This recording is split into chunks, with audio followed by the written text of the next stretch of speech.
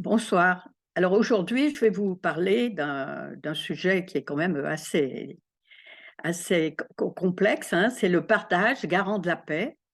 Alors, on peut se poser la question, le monde peut-il évoluer dans le sens du partage et de la redistribution, qui est la condition préalable de la paix mondiale? Alors, on va essayer de voir un peu quel rapport entre la paix, la justice et le partage. Cette discussion fait suite à la discussion qu'on a eue le mois dernier qui parlait des justes relations et donc la coopération et le partage, ça en fait partie. Et là, bien sûr, je vous rappelle que je tiens je tiens toutes ces informations des livres de Benjamin Crème et d'Alice Bellet et qu'il n'est pas question pour moi de faire un enseignement, hein, c'est plus une discussion, un partage justement, où je vous donne un peu moi ce que j'en ai tiré et pour vous le faire, pour le communiquer et éventuellement on pourra se poser des questions à la fin. Je ne répondrai pas pendant le cours de la discussion, hein, puisque, je peux je peux être amenée à parler des questions que vous posez et puis ça me décentre un peu. Donc on répondra à la fin.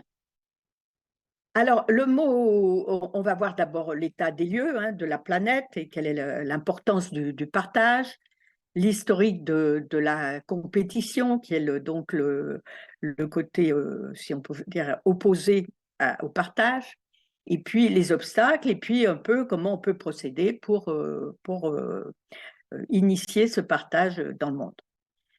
Alors le partage, on peut le voir comme un verre à moitié plein ou à moitié vide. C'est-à-dire que le partage a un côté un peu, chez certains, ça a un côté négatif, hein.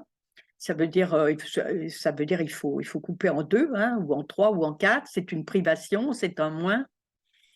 Et puis il y a le côté au contraire du partage qui est quelque chose de très, plutôt enrichissant et plutôt, réjouissant, hein. C'est, le partage d'un repas, le partage de, toute la richesse qu'il y a autour du partage, le partage de la responsabilité et tout ce côté positif. Parce que on est toujours dans les paires d'opposés, hein, c'est une des règles en ésotérisme, hein, il y a toujours une valeur et puis en face, il y en a une autre, et il faut toujours équilibrer les choses. Alors nous sommes des êtres éminemment sociaux, hein, et nous dépendons toujours de quelqu'un. Donc vouloir vivre complètement en autarcie, en autonomie, sans partage, c'est complètement utopique. Ça n'a pas de sens. D'autant qu'on se découvre de plus en plus tous reliés, tous en osmose, hein. C'est-à-dire que quand il se passe quelque chose dans un endroit du monde, il y a tout forcément une répercussion. Ça se passe aussi dans les cellules familiales, enfin, à tous les niveaux. Donc, on est bien obligé de partager, hein. Et le maître mot, c'est la coopération, hein. Et si on pouvait complètement rentrer dans cette coopération, le monde serait idyllique. Alors, qu'est-ce qui fait obstacle à cette coopération? C'est qu'on est complètement toujours en concurrence. Et ça, c'est un fait historique. On a toujours, l'humanité a été obligée à un moment de faire face à plein de périls, hein. Et il y a 18 millions d'années, ils ont failli disparaître face au règne animal, tout puissant et aguerri, par des centaines d'années d'avance. Ensuite, il a fallu se protéger des autres, défendre notre nourriture, notre territoire, en gagner d'autres, trouver toujours d'autres ressources, se protéger.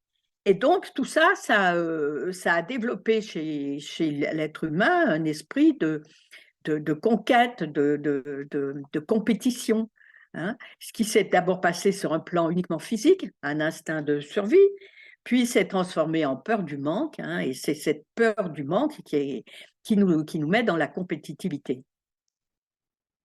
Sur un plan personnel aussi, nous sommes en concurrence, par exemple, dans une famille qui est un microcosme, hein, mais qui est vraiment l'exemple, parce que je rappelle qu'en matière d'ésotérisme, tout ce qui est en bas, c'est pareil que ce qui est en haut, hein. Tout ce qui est bas, c'est pareil. Donc si on part du microcosme qui est la famille, on pourra très bien expliquer ce qui se passe dans le monde globalement. Et donc ce qui fait la qualité dans une famille, c'est essentiellement la solidarité. C'est-à-dire que quand quelqu'un dans une famille est attaqué par quelqu'un qui est à l'extérieur, tout le monde fait corps. On est vraiment solidaire et puis on a quand même cette notion de partage. Et puis, comme il y a toujours cette loi des opposés, en face, on a un peu cette rivalité. Alors, cette rivalité, elle se passe à plusieurs niveaux. Elle se passe à un niveau physique, hein, c'est-à-dire qu'on va, sur le plan, on veut avoir de la nourriture, le même confort, les mêmes choses que son frère. On veut avoir, sur un plan émotionnel et sentimental, on veut avoir le même amour, on veut avoir les mêmes attentions, on veut être reconnu. Et puis sur le plan mental aussi, hein. Donc je vous parle de ces trois plans parce qu'il faut avoir présent que chez l'être humain, on fonctionne toujours avec ces trois niveaux, hein, qui doivent être, à partir du moment où on sait qu'on a ces trois niveaux, le niveau physique, émotionnel et mental, on comprend bien mieux comment l'être humain fonctionne. Alors, le partage, est-ce que ce partage dans les familles, est-ce que c'est quelque chose d'inné ou c'est quelque chose qui est acquis? Alors, on peut dire que il semblerait quand même que la notion de partage soit complètement innée.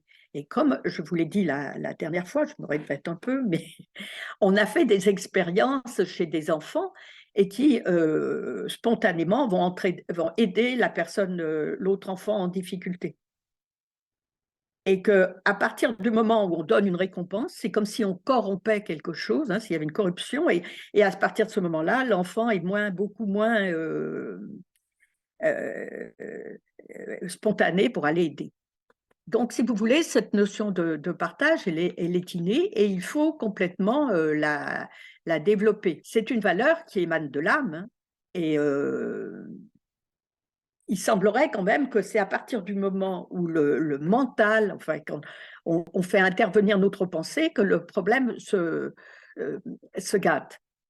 Tout ça parce que, si vous voulez, on pourrait dire que quand même la difficulté face au partage, c'est différents défauts qu'on a, hein, qu'on doit améliorer, hein, c'est on a une envie de liberté et donc le partage, l'esprit de famille, souvent on pense que ça va être un frein à notre liberté. Et souvent, la liberté, c'est même opposé à la justice, hein. Enfin, au XXe siècle, c'était flagrant. Il y avait le libéralisme en matière d'économie, qui était vraiment la liberté absolue. Et puis, en face, il y avait le communisme, où il n'y avait aucune liberté, mais par contre, les gens étaient censés avoir tous, chacun et chacun, avoir la même chose. Alors, il y avait un sentiment de justice où tout le monde bénéficiait des mêmes avantages. Mais comme on le voit, les choses se sont beaucoup détériorées. Le libéralisme est devenu quelque chose de vraiment euh, très difficile à vivre. Je vous ferai un peu la liste de tous les inconvénients. Et le communisme n'a pas respecté ses engagements non plus. Donc, si vous voulez, quand on est dans cette notion de progrès, d'amélioration, on voit, il ne faut jamais rester sur un statu quo. C'est-à-dire à un moment, on décide ce qui est bien, mais le temps, les choses font qu'il faut constamment essayer d'empêcher le négatif d'arriver. Pourquoi le négatif? Parce que nous sommes essentiellement des êtres. La difficulté de l'être humain, c'est qu'il est à la fois quelqu'un qui est dans la matière et quelqu'un qui est dans le spirituel. Le but, c'est effectivement d'essayer que cette matière s'affine et devienne de plus en plus spirituelle. Mais nous sommes tout le temps, nous avons toujours ce poids de la matérialité qui a toujours tendance à nous, à nous entraîner vers le bas. Donc c'est une lutte constante Et dans cette notion de partage, hein, c'est ce qui se passe. Hein. On est toujours attiré par notre envie de liberté, par notre égoïsme, par notre avidité, la recherche de l'autosatisfaction. Par la grande chose, c'est la peur du manque. Hein. On a peur de manquer. Et à ce moment-là, on s'accapare les choses et ça devient quelque chose de terrible. Il y a aussi le goût du pouvoir. Et ça nous a amené, si on fait l'état des lieux à l'heure actuelle, hein, on va voir que les choses sont vraiment dramatiques et qu'il est temps d'y remédier. Alors, on constate alors là, je vais aller assez vite parce que je vais plutôt faire un listing, hein, parce que vous avez toute capacité d'aller dans les médias, sur le net, de lire des livres pour voir un peu l'état actuel de la planète, avec des disparités énormes entre les gens les plus riches et les gens les plus pauvres, puisque on sait que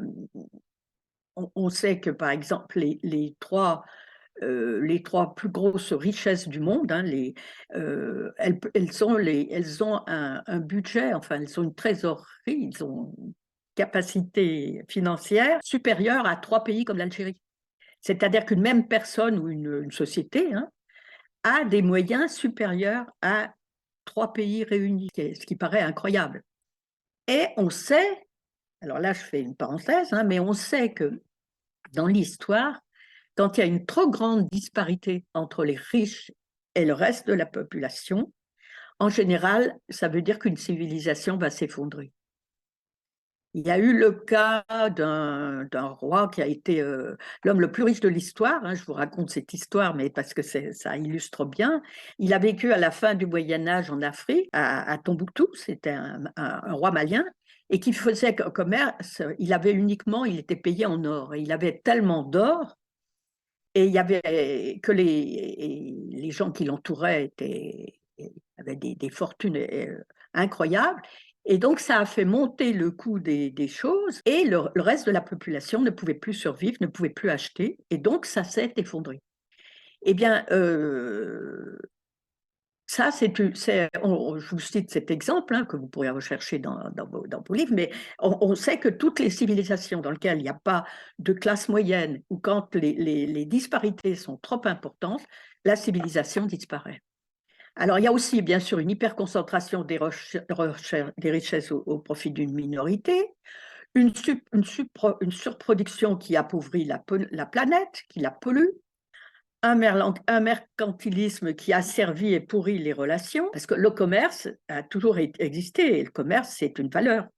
Échanger ce qu'on produit contre de l'argent, ou échanger du vin contre du blé, ou des choses comme ça a toujours été, en soi, c'est une valeur, c'est justement un partage, un échange.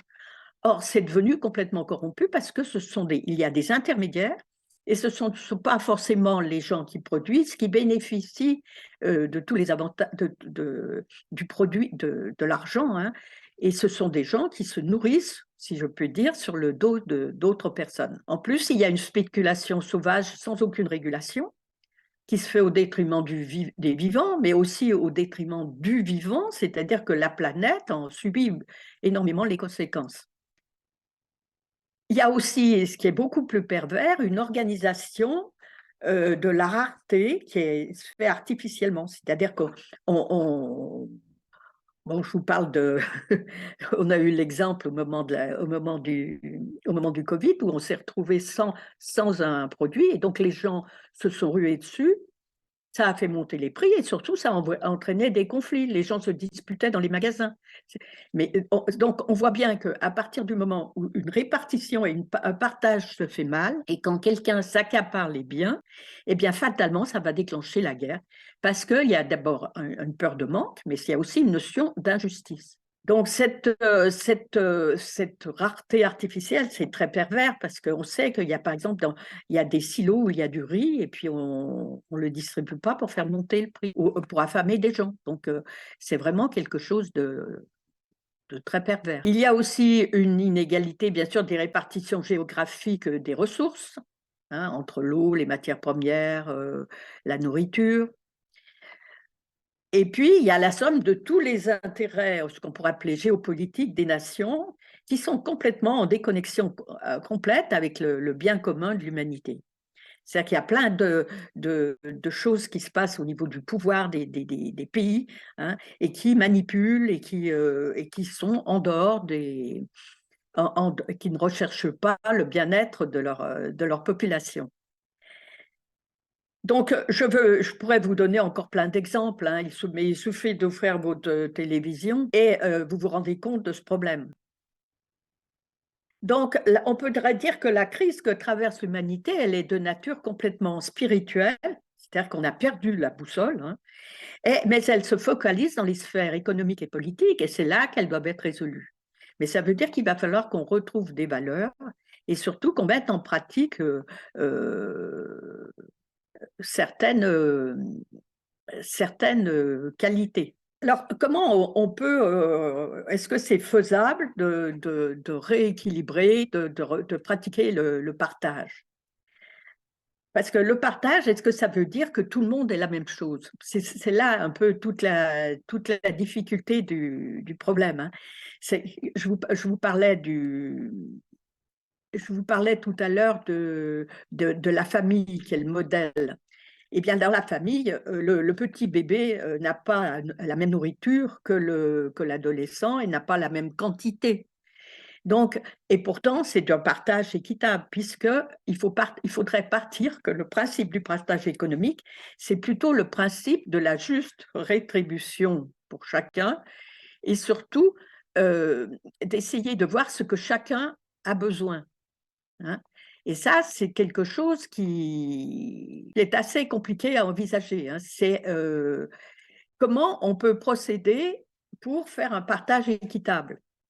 Alors, il faut voir, le besoin doit être mis en œuvre à tous les niveaux, c'est-à-dire qu'il y a au niveau du travail, mais au niveau des personnes qui ne peuvent pas travailler.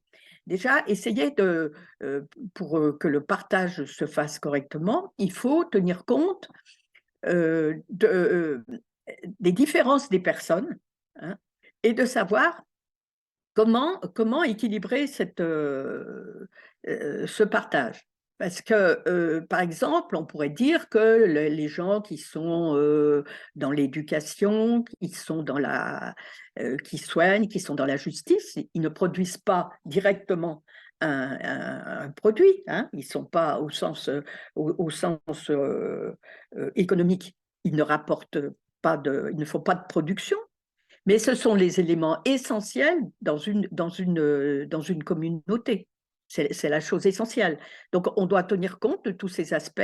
On doit tenir compte des problèmes de sécurité sociale, de chômage, de la répartition de l'eau. L'eau doit-elle être payante ou pas payante? Il y a aussi toute la notion de la juste rétribution. Si, Est-ce qu'une personne euh, qui, qui travaille très dur doit être moins payée, comme c'est actuellement, qu'une personne qui fait un travail beaucoup plus agréable et beaucoup plus créatif? Or, il semblerait qu'à l'heure actuelle, les gens qui font les travaux les plus difficiles, ce sont souvent ceux qui sont les moins payés. Est-ce que, par exemple, quelqu'un qui est tout à fait dans la créativité, qui fait vraiment avancer les choses, est-ce qu'elle a droit à plus ou moins? Est-ce que, voilà, tous ces problèmes de partage et d'équilibre, c'est des choses dont il faut parler, qui doivent être mises sur le terrain des discussions et essayer de trouver un consensus et de ne pas faire un partage qui soit, ben voilà, on partage d'une façon mathématique sans tenir compte de toutes les problématiques des personnes et des pays. Alors, il y a une proposition qui a été faite, hein, dans les livres de Benjamin Crème qui explique que le partage, il peut très bien exister si on essaye d'établir dans chaque pays, parce que le but, c'est que chaque pays ait une autosuffisance. plus tôt les gens seront autosuffisants, moins il y aura de guerres et de conflits. Alors, naturellement, il y a des pays qui n'ont pas d'eau, il y a des pays qui n'ont pas de minerais, il y a des pays qui ont un climat qui est différent des autres. Donc, comment essayer que les gens soient autosuffisants et que le partage soit équitable? Alors, il y a un système, c'est un système de faire pour chaque pays, essayer de comptabiliser tout ce qu'ils ont en termes de production et tout ce qu'ils ont en trop. Parce qu'actuellement, il y a des pays qui sont en complète surproduction et qui gaspillent cette surproduction, hein, si vous voulez. Par exemple, j'ai lu que l'année dernière, le Canada, en 2022, avait un surplus au niveau nourriture et production de nourriture, et que sur cette surproduction, 96% de cette production a été détruite et n'a servi à rien. Alors que pendant ce temps, il y a des peuples qui sont complètement en manque. Donc le problème, ça va être tout simplement de faire comme un espèce d'échange, de balance, c'est-à-dire tout ce qu'on aura en surplus dans un pays sera donné à un pays qui n'en a pas. Et ça peut être fait très rapidement, hein, puisque maintenant on a des moyens techniques, hein, grâce à l'Internet, à des choses comme ça. On sait très bien ce que chaque pays produit, ce qu'il a en surplus, ce qu'il peut consommer. Et l'intérêt de ce partage, c'est que ça évitera des conflits.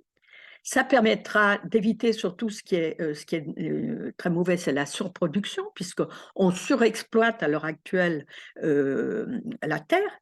On, on- on a un exemple, par exemple, on fait des voitures, et puis quand ces voitures, eh ben, elles sont plus on veut avoir la dernière voiture, le dernier téléphone, le dernier poste de télévision, et donc il y a des stocks entiers de matériel qui dorment, qui vont être jetés, qui vont être détruits. Et pendant ce temps, avec certains produits, on utilise des minerais rares, hein, pour les construire. Donc, on appauvrit la terre et on surcharge en déchets. Et tout ça, c'est de l'argent qui est complètement perdu. À l'heure actuelle, c'est vraiment un énorme souci. Tout ça parce qu'on a on est aussi, il faut reconnaître, on est complètement dans le désir, dans l'attachement à avoir plus, à avoir toujours la dernière chose. Et ça, on sait qu'on ne sera jamais, si on rentre dans ce cycle, hein, on sera toujours insatisfait parce qu'on voudra toujours mieux. Donc il faut donc ne produire que ce qu'on a besoin. Ça, c'est vraiment essentiel. Donc faire l'analyse des besoins, en sachant aussi qu'on est un peu en surconsommation et qu'on pourrait beaucoup baisser nos besoins.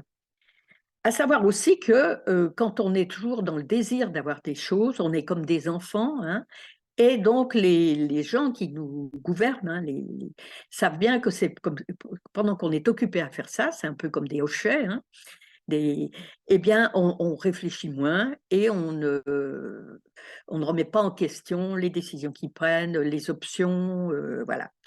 Donc, le but, c'est d'essayer que ce partage il se fasse à un niveau complètement global, et ça pourrait être fait par le biais de l'ONU. L'ONU a tout à fait ça serait tout à fait une possibilité.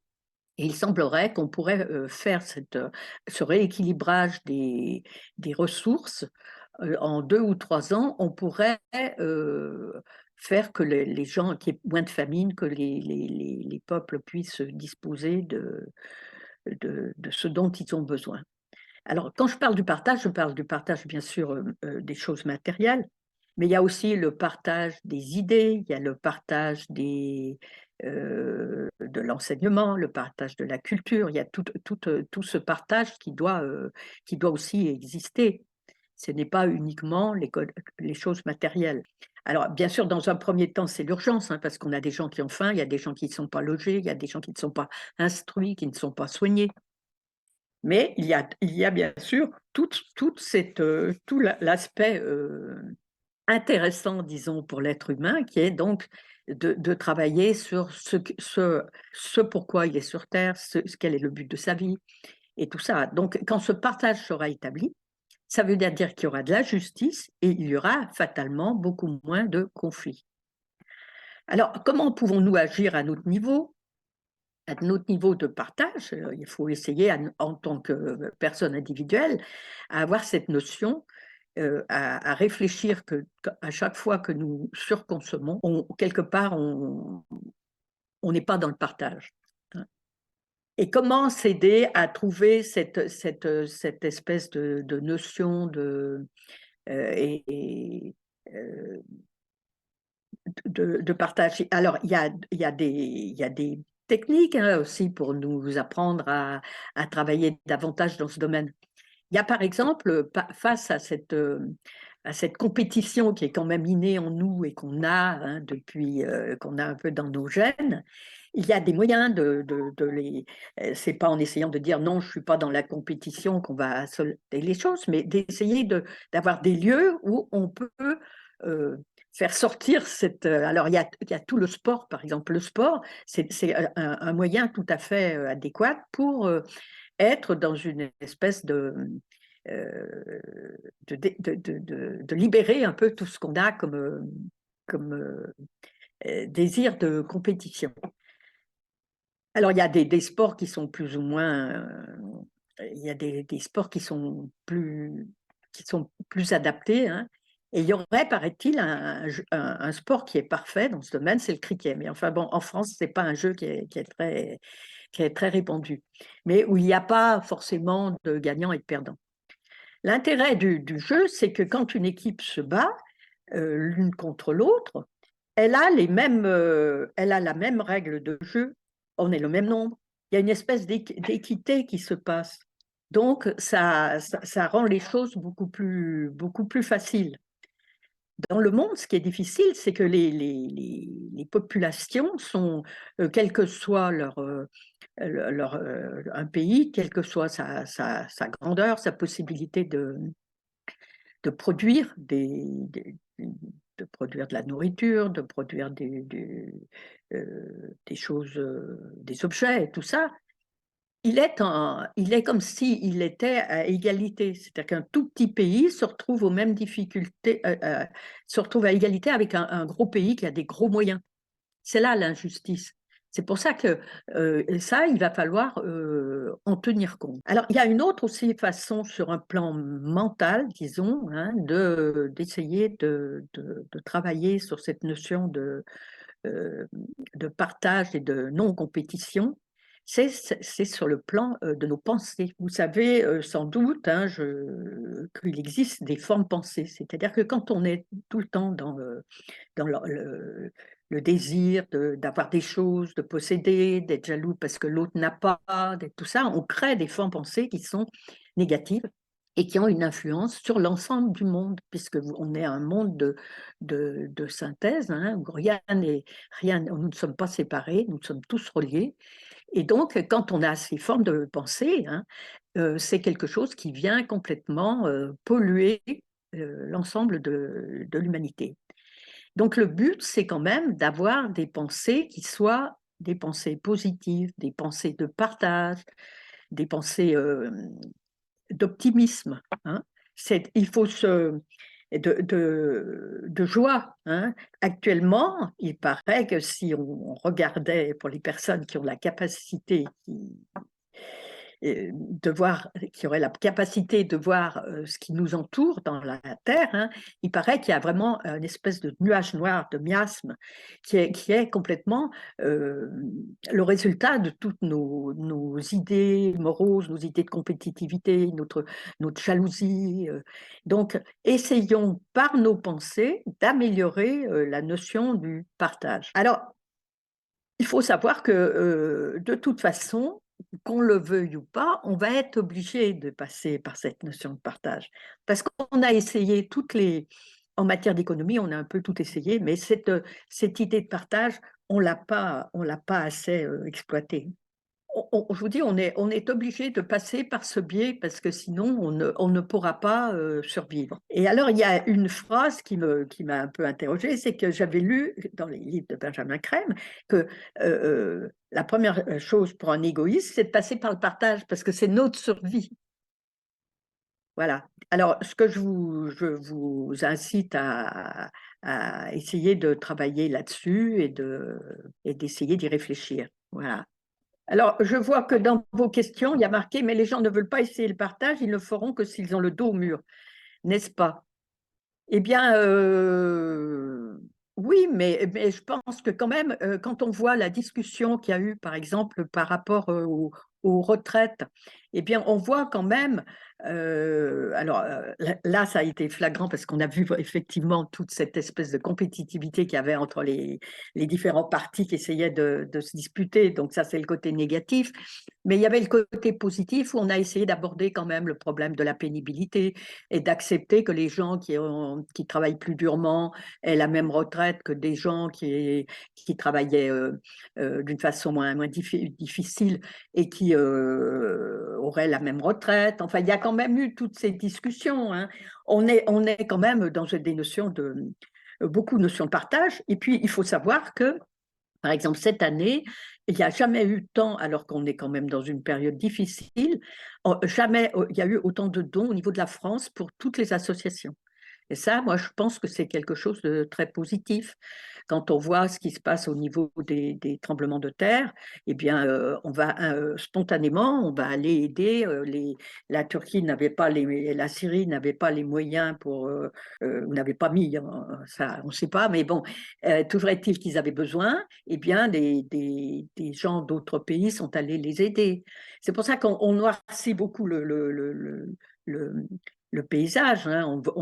On voit effectivement tout ce qu'il y a de très négatif, mais il y a un côté complètement positif dans le monde à l'heure actuelle. Alors, il y a quelqu'un qui me marque, voir les sentir si, je ne comprends pas bien ce que ça veut dire là. Ah, les formes pensées, peut-on les voir, les sentir si on se concentre?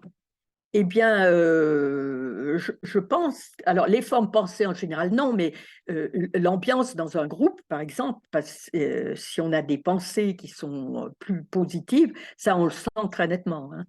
Ça, c'est... Alors là, moi, j'ai un exemple à l'heure actuelle. Vous voyez, ces passages à l'acte de certaines personnes qui font des gestes absolument, comme on voit dans l'actualité, des gestes complètement euh, euh, des assassinats, des choses comme ça, hein. Ce sont souvent des personnes qui sont un peu faibles sur le plan psychique et qui reçoivent toute cette agressivité qu'il y a dans le monde, sur Terre, hein, et qui passent à l'acte, hein. C'est souvent sur le côté négatif, ça c'est très net. Et on peut penser que sur le côté positif, c'est pareil. Quand il y a suffisamment de personnes qui sont dans des pensées positives, des pensées de partage, eh bien, fatalement, ça va intervenir.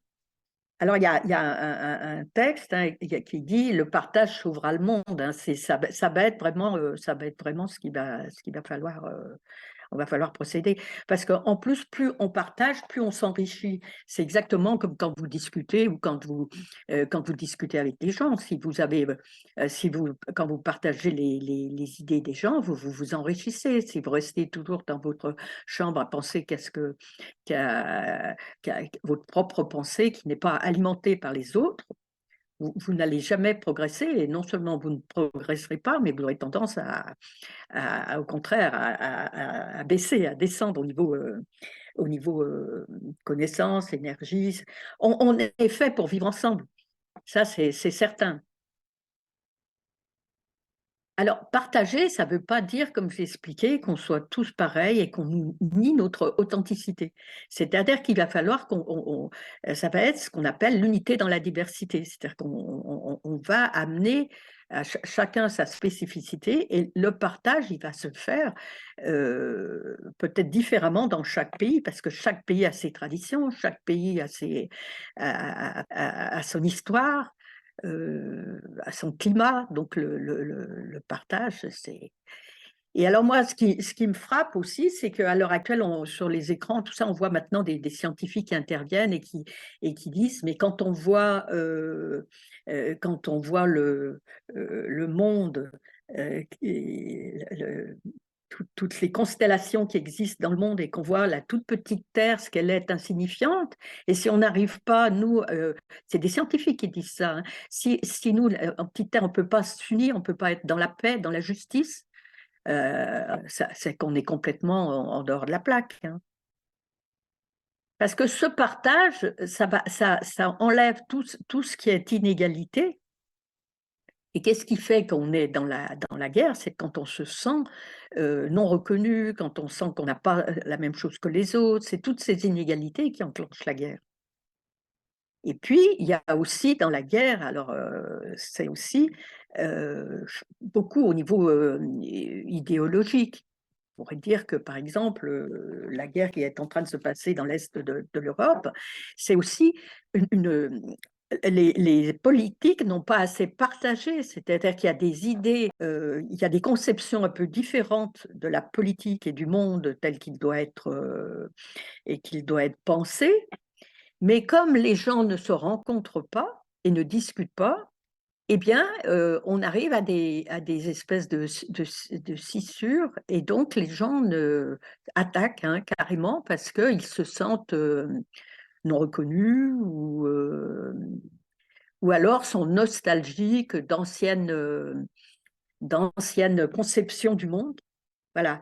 Et donc, si les gens restent dans leurs idées, ne partagent pas, n'échangent pas, eh bien, on devient complètement sclérosé, on devient agressif et on attaque. Voilà, alors je ne sais pas si j'ai répondu un peu à vos questions. Alors, il y a un livre qui s'appelle L'art de la coopération, qui est un livre de Benjamin Crème, qui explique un peu tout ça, et qui dit, entre autres, que quelqu'un lui pose, par exemple, la question, est-ce qu'il y a une saine concurrence? Eh bien, Benjamin Crème répond non. À partir du moment où on est en concurrence, il ne peut pas y avoir de saine concurrence. La vraie voie, c'est la coopération, hein. Parce que la concurrence, c'est ne pas reconnaître l'autre, hein, c'est nier la qualité de l'autre, hein, c'est de vouloir être comme lui, ou c'est de vouloir le dominer, voilà, ou de faire valoir ses propres valeurs. Parce que la compétition, elle dresse les pays les uns contre les autres, hein, elle dresse les humains les uns contre les autres. Euh, alors ça a le nom de cupidité, d'avidité, de corruption, d'autosatisfaction, malveillance, désir de tout gagner.